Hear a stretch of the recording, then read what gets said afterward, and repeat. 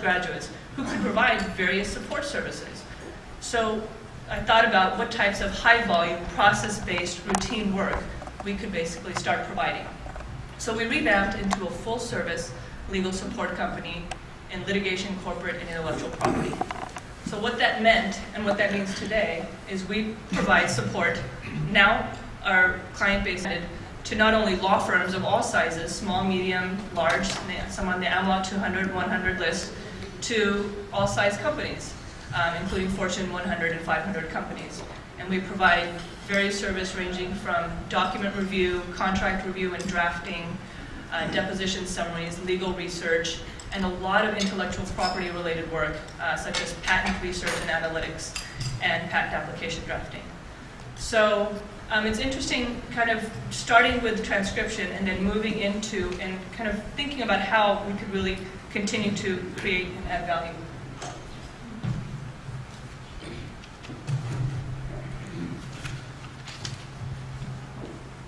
What's been interesting about our market is that not only for the last 5 years have we had to, of course, sell our services and market our services, but we've really had to create our industry.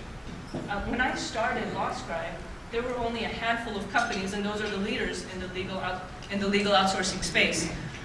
So we had to actually talk to clients and explain to them what legal outsourcing is, how on earth Indian lawyers and Indian engineers could perform these services, how we address security and confidentiality issues, and whether it's even ethical.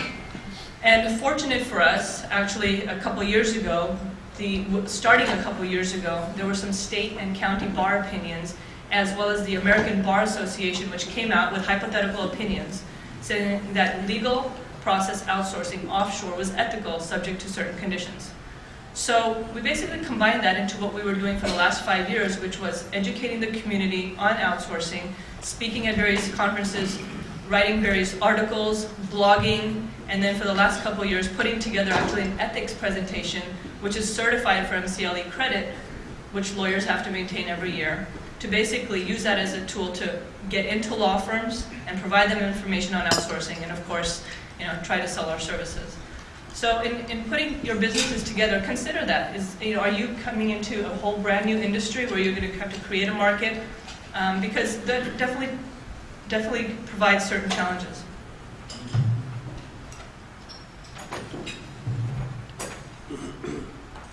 So why legal outsourcing? I just showed you some of the statistics of the potential market in offshoring. This actually shows you the legal expenses for just the top 200 law firms, and that's at $20 billion.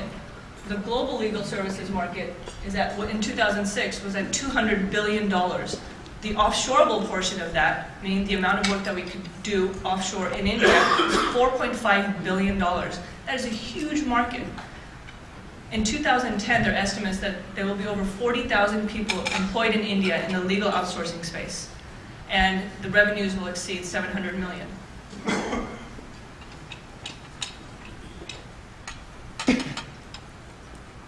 We all know that one of the main drivers of outsourcing obviously is the cost differential, but this kind of shows you a comparison of the cost in India ranging from $10 to $70 an hour versus the $150 to $300 an hour people pay out here.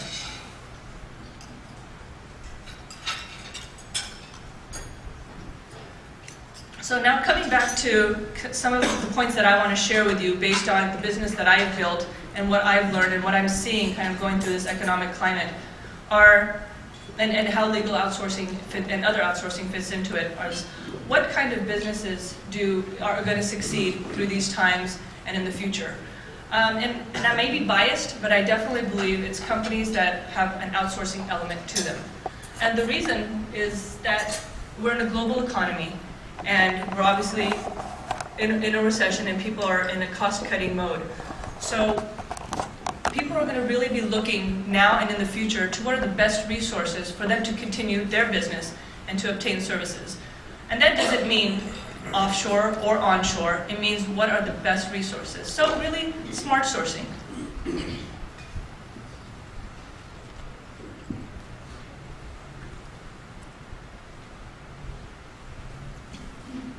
there are a couple reasons why I really believe that outsourcing, like I said, companies that are in the outsourcing space are going to succeed. This gives you just some of the numbers of layoffs in the legal sector. Some of the largest law firms have been laid off, over 3,000 people since last year. The layoffs in the technology sector have been even greater, over 300,000 layoffs. Again, some of the largest companies, not just your small mom and pop shops, but large companies. So again, what does that mean, and what place does outsourcing have in this? Two things. For these companies, these big companies, or even medium or small companies, and maybe even many of the companies that you are running, for these companies to survive, they need to cut costs. And how are they going to cut costs? But one avenue, obviously, is through outsourcing. And I've shown you the numbers in legal. There's a huge potential in that market, and these companies are definitely going to have to cut, and they'll be able to save a significant amount in the legal space. And the second reason is, once these companies survive, they've cut a significant amount of their resources.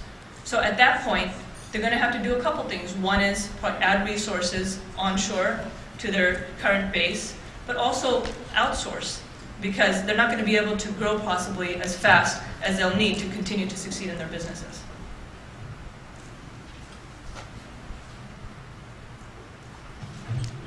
I don't know, how many of you do business in India, but one of the main things, of course, and something that I learned was having to deal with cultural differences. But not only in India, because and that was a big thing for me, being a woman, starting a business in India in 2004, it was a big learning experience. I couldn't just go in there and do business like I would out here. So one, of course, starting business from scratch, and then two, being in India was a huge challenge for me. So it took me a couple years to learn. But even out here in the United States, working with clients out here, we've had to educate them on what the differences are in India. And the reason we do this is really to bridge the gap, to bring India and US as close as possible. And we actually have clients in the US who are so close to their full-time employees in India that they've sent company photographs to India, and you can see those photographs on our India staff's tables. So really trying to bridge those gaps has been important for my company. But to tell you the truth, I think that for me, the reason that I'm even here today is because hindsight wasn't 20/20. If I knew back then what I knew now, I don't know if I would have done it.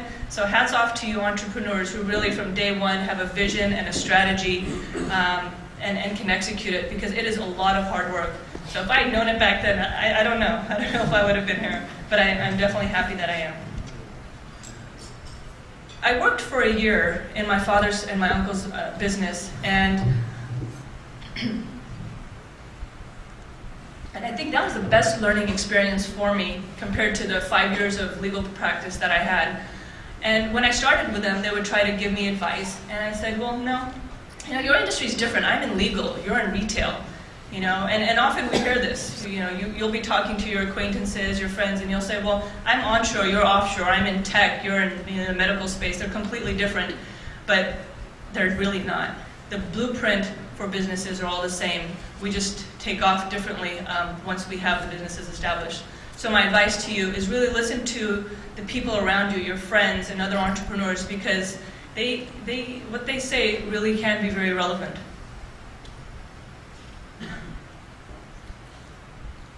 Don't forget what you don't know is another thing that I learned. When I started my business, again, I was an egotistical fifth-year lawyer, worked for a big firm, and I thought I knew everything. Kind of like when I was 17 or 18 years old.